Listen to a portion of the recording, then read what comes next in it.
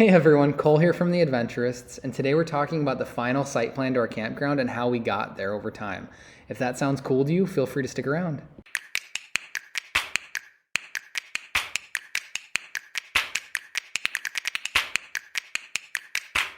If you're not aware, my wife and I are developing a campground in northern Arizona. Right now it'll have 12 camping sites and 2 yurt cabins. And our site plan has been an ever-evolving process since the beginning, and today we just want to share some details about that. So the first stab we took at a site plan occurred when we were doing a pre-application hearing with our county. So we had to present what we were proposing for the property, and what we ended up presenting to them was 12 sites and 1 cabin. And our 1 cabin was separate. We had 2 sites on 1 area that were ADA compatible, had their own restroom, shower room that was also ADA compliant, and then 2 separate loops where you could drive and park to each site, and had a central facility on each one of them, a small little space with a couple restrooms, a shower room, and a little bit of a maintenance closet so that we could clean them. So the one problem the county brought up during our pre-application meeting with them was that septic may potentially be an issue with this, because we could not run a septic line underneath a road, and if we put it in the middle, it's impossible to get it out. So that led us to our preliminary site plan number 2. So with our second iteration, we decided to move our central facility to have one for the entire property towards the middle of the property. We also decided to have the parking lot in front of that and the septic field right behind of that, so everything was really nicely located on the property. We decided we'd have 6 spots to the west of it, and we'd have 6 spots to the east of the facility. So the 2 sites most closely located would be allocated for ADA compliancy sites, so that they're easy to get to the facility, and this seemed to work really well. We'd have walk paths to the remainder of the sites. So this is what we sent to our engineers, and they developed our site plan number 3, which is basically just a better version of what we proposed to them. Because the way we proposed it is kind of a rough drawing, and we just kind of drew boxes on top of our first site plan. So our third site plan looked so much better. Our engineers actually went and put it on paper, and it was a lot more professional looking than what we put together quickly. The first site plan, we put maybe an hour into drawing it up, just very briefly, minor details.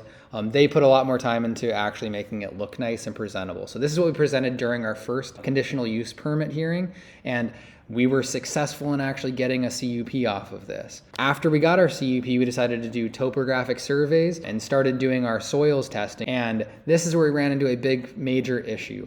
We didn't want to spend money on a topographic survey because they're fairly expensive until we knew we could actually do the use.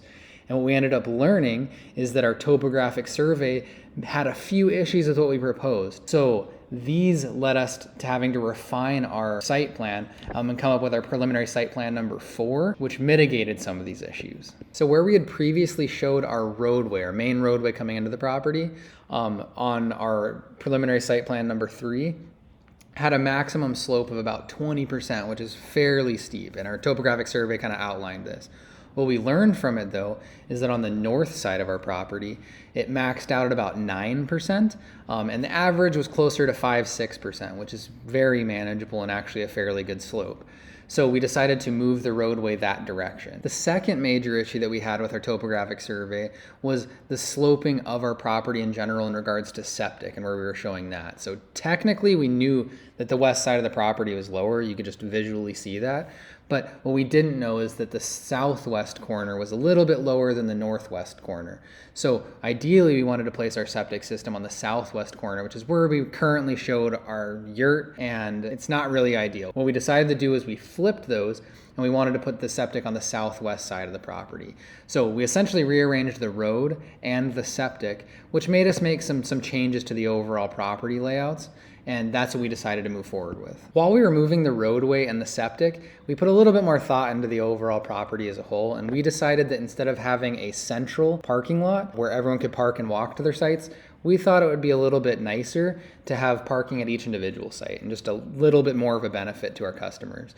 So we made that change as well. We decided to have 2 small driving loops, and that's what we ended up moving forward with. So our next site plan compiled all of these together and led to a much more improved, more refined, much more feasible site plan overall. So with our new and improved site plan in mind, we kept progressing with our yurt plans, trying to get our building permits for those in so that we could get those approved as well.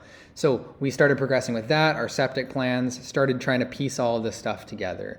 And when we went to submit our yurt plans, we got a bad message back from the county. Essentially, they were determining that the changes that we made to our site plan were substantial changes to our overall project, and they wanted us to go through a CUP modification to get these approved, which a CUP modification doesn't sound like that big of a deal, but it's actually re-going through the entire process, which is a big deal. So overall, we looked into our options at this point. We tried to figure out what was classifying this as a major change, because we didn't think we were impacting the use that we were proposing. We didn't think that it was causing more issues to our neighbors or our community. We really thought that it was in alignment with everything we proposed. We were just rearranging a few things on our property to make it better. And it was a little bit frustrating that we had to go through this process again, but ultimately we decided it was better not to fight it and just to go through and reapply. It ended up going fairly smoothly. We reapplied with our current site plan, and that ultimately led us to getting a CUP modification, and we were in the clear, good to go, which was awesome news. Armed with a second approved conditional use permit, we started rolling into the detailed design of our overall project. So we started designing the central facility with an architect.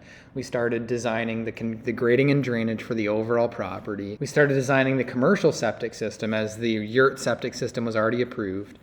And we just really started diving into the details of how we could actually make this project happen. So as you can see from our final site plan, this is actually our grading and drainage plan overall, which shows the most detail. So this is a very detailed plan that shows where we're gonna actually have to grade the property to slope it away so we're not running into storm disasters, and where we're gonna have to basically improve the property so that drainage isn't an issue overall. So it took us a ton of time, some headaches, and just a lot of effort to get to where we got on this. But ultimately, we think we have an awesome site plan that sets us up for success going into the final steps of this process. We couldn't be more excited to keep moving forward with this project. It's been a bit of a hassle along the way, and it's taken a lot more time. For those of you that have watched us since the beginning, you know that it's taken a significant amount of time and effort on this, and we're not just sitting here doing nothing. We're sitting here trying to progress this forward, and it's just taking time. But ultimately, we're very excited to move forward. We can't wait to break ground, which should be happening hopefully soon. But ultimately, we're very excited.